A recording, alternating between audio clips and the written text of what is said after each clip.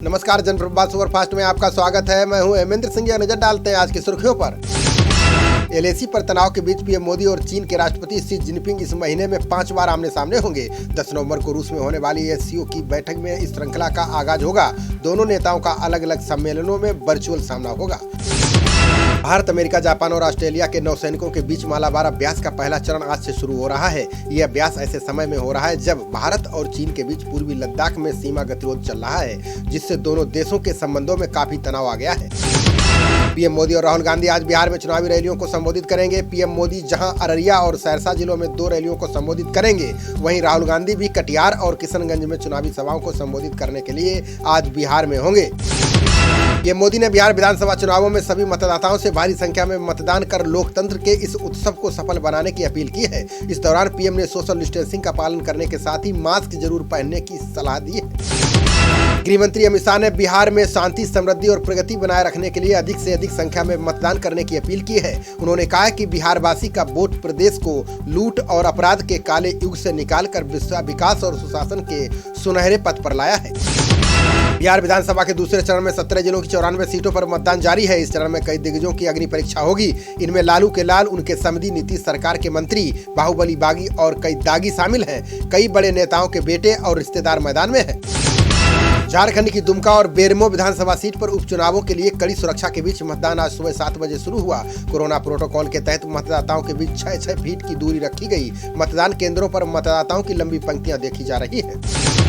गुजरात में 8 विधानसभा सीटों पर हो रहे उपचुनाव के लिए आज से मतदान शुरू हो गया है। 8 सीटों पर होने वाले विधानसभा उपचुनाव के लिए मैदान में कुल 81 उम्मीदवार हैं। इन सभी सीटों पर मतदाताओं की कुल संख्या 18,75,000 है। हरियाणा की बड़ौदा विधानसभा सीट पर उपचुनाव के लिए मतदान जारी है। इस चुनाव में कुल 14 उम्मीदवारों के भाग्य का फैसला मतदाता करेंगे, जिनमें भाजपा उम्मीदवार योगेश्वर दत्त भी शामिल हैं। कांग्रेस विधायक कृष्ण हुड्डा के निधन के बाद बड़ौदा सीट खाली हो गई थी।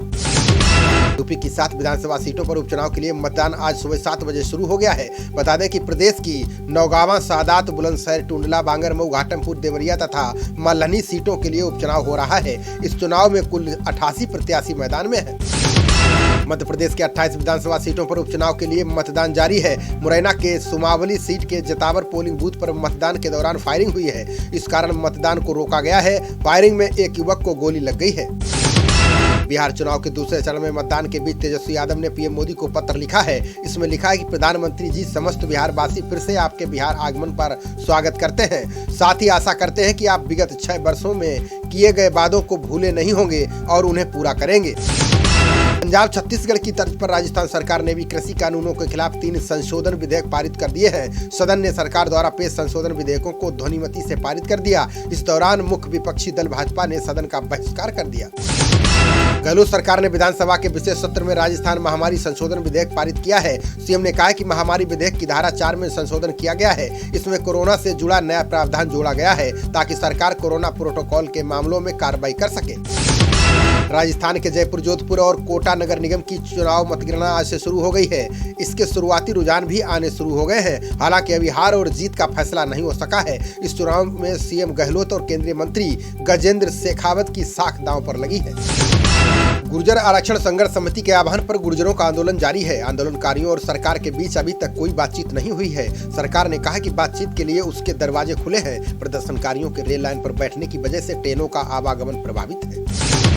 संघ प्रमुख मोहन राव भागवत और सरकारवाह भैयाजी जोशी 4 से 7 नवंबर तक भोपाल प्रवास पर रहेंगे। इस अवधि में वे संघ की क्षेत्रीय कार्यकारी मंडल की बैठक में कार्यकर्ताओं का मार्गदर्शन करेंगे। ये जानकारी संघ के प्रचार प्रमुख ओम प्रकाश सिसोदिया ने दी है। त्योहारों को देखते हुए दिल्ली में आज से अंतर्राष्ट्रीय बस सेवाएं शुरू कर दी गई हैं। 3500 बसों की सड़कों पर उतरने से रोजाना यात्रियों को यूपी, राजस्थान, हरियाणा, पंजाब, हिमाचल, उत्तराखंड समेत आसपास के तमाम राज्यों के अलग अलग शहरों में पहुंचना आसान हो जाएगा। एनजीटी ने पटाखों पर प्रतिबंध लगाने की मांग पर केंद्र, यूपी, हरियाणा, दिल्ली और राजस्थान सरकार को नोटिस जारी कर जवाब मांगा है। एनजीटी ने पूछा है कि क्या लोगों के स्वास्थ्य और पर्यावरण के हित को देखते हुए पटाखों के इस्तेमाल पर प्रतिबंध लगाया जाना चाहिए। भारत में कोरोना के कुल मरीजों की संख्या 83 लाख के करीब पहुंच गई है, जबकि संक्रमण से अभी तक 1,23,097 लोगों की जान जा चुकी है। इस बीच कोरोना के मामले में थोड़ी राहत जरूर मिली है। पिछले 24 घंटे में कोरोना के 38,310 नए केस सामने आए।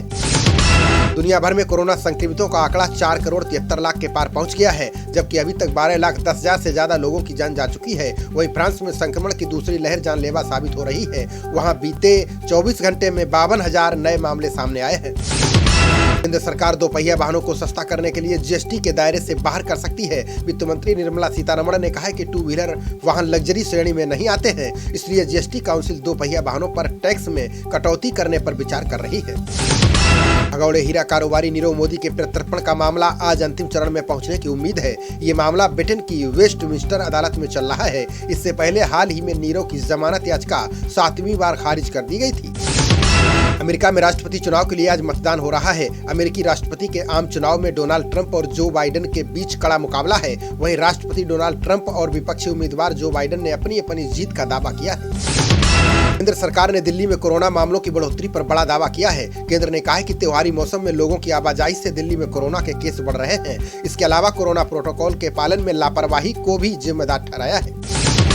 अटॉर्नी जनरल वेणुगोपाल ने सुप्रीम कोर्ट में लैंगिक संवेदनशील मामलों पर दलील दी है। वेणुगोपाल ने कहा है कि इन मामलों के आरोपी को पीड़िता से राखी बंधवाने का आदेश सिर्फ ड्रामा है, इसलिए कोर्ट को लैंगिक रूप से संवेदनशील बनाने और जमानत की शर्तें निर्धारित करने पर जोर देना होगा।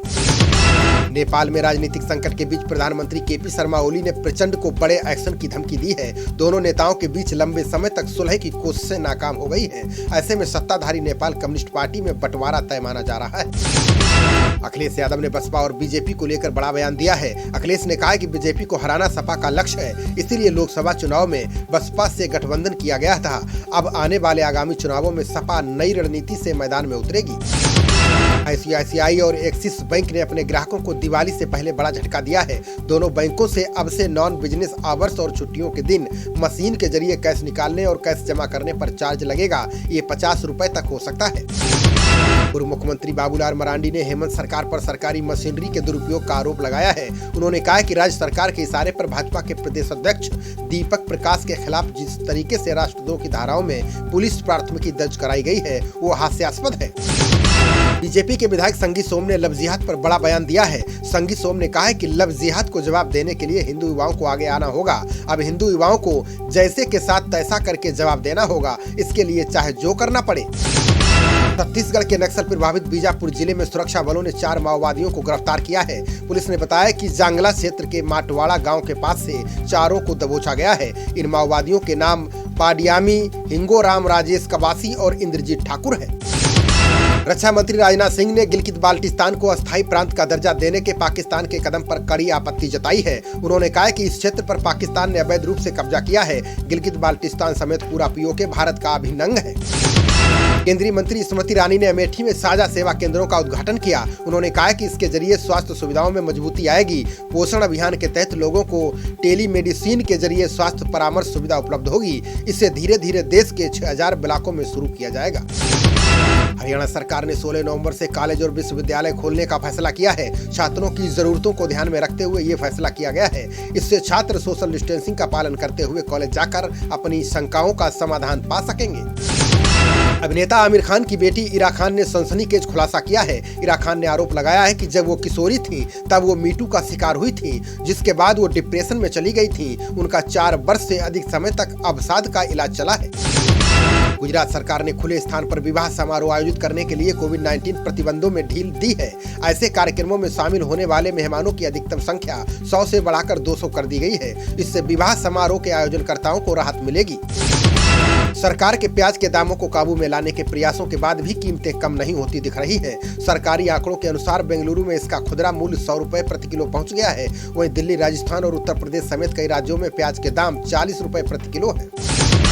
रेलवे 50% यात्री क्षमता के साथ लोकल ट्रेन सेवाओं को शुरू करने की योजना बना रही है। रेलवे ने कहा है कि इस दौरान लोगों को कोरोना संबंधी नियमों का कड़ाई से पालन करना होगा।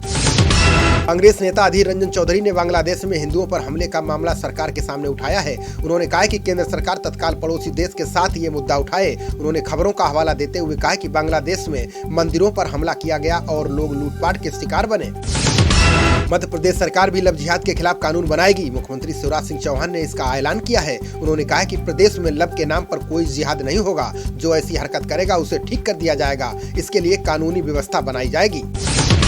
भारतीय नौसेना का जहाज INS ऐरावत मिशन सागर 2 के तहत सूडान पहुंचा। इसमें 100 टन खाद्य सामग्री है। ऐरावत सूडान, दक्षिण सूडान, जिबूती को खाद्य सहायता सामग्री पहुंचाएगा। इसके पहले भारत मालदीव, मॉरिशस, सेशेल्स को भोजन और दवाइयां दे चुका है।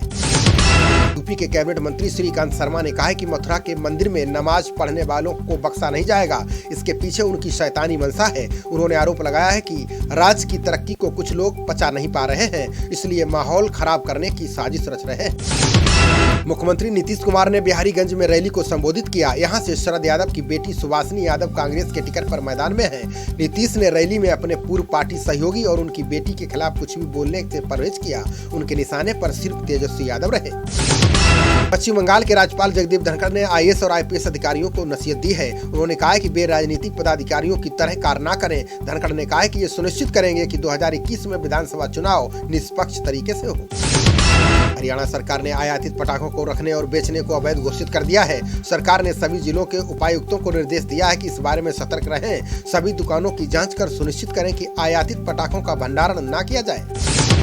साल के अंत तक statue of unity rail network से जुड़ जाएगा। ये जानकारी रेलवे बोर्ड के अध्यक्ष ने दी है। फिलहाल इस समय यहां आने जाने से वडोदरा, भारूच और अंगलेश्वर स्टेशनों पर यात्रियों को उतरना पड़ता है। नजदीकी हवाई अड्डा सरदार वल्लभ भाई पटेल है। IPL में दिल्ली कैपिटल्स ने रॉयल चैलेंजर्स बेंगलुरु को 6 विकेट से हरा दिया। पहले बल्लेबाजी करते हुए बेंगलुरु ने 20 ओवर में 7 विकेट पर 152 रन बनाए। जवाब में दिल्ली ने रहाणे के 60 और शिखर धवन के 54 रनों की मदद से 19 ओवर में 4 विकेट खोकर लक्ष्य हासिल कर लिया। दिल्ली की टीम ने 16 अंकों के साथ प्लेऑफ के लिए क्वालीफाई कर लिया है, जबकि बेंगलुरु ने हार के बाद भी 14 अंकों के साथ बेहतर नेट रन रेट के आधार पर प्लेऑफ का टिकट कटाया। अब दिल्ली की टीम क्वालीफायर 1 में पहले स्थान पर 5 नवंबर को मुंबई के साथ खेलेगी। IPL के आखिरी लीग मुकाबले में आज मुंबई और हैदराबाद के बीच मैच खेला जाएगा। इस मैच के नतीजे के साथ ही तय हो जाएगा कि प्ले-ऑफ में कौन सी चौथी टीम पहुंचेगी। हैदराबाद की टीम अगर जीतती है तो उसके 14 अंक हो जाएंगे और तीसरे नंबर पर पहुंच जाएगी। खबरों का सिलसिला जारी रहेगा। देखते रहिए जनप्रवाद। नमस्कार।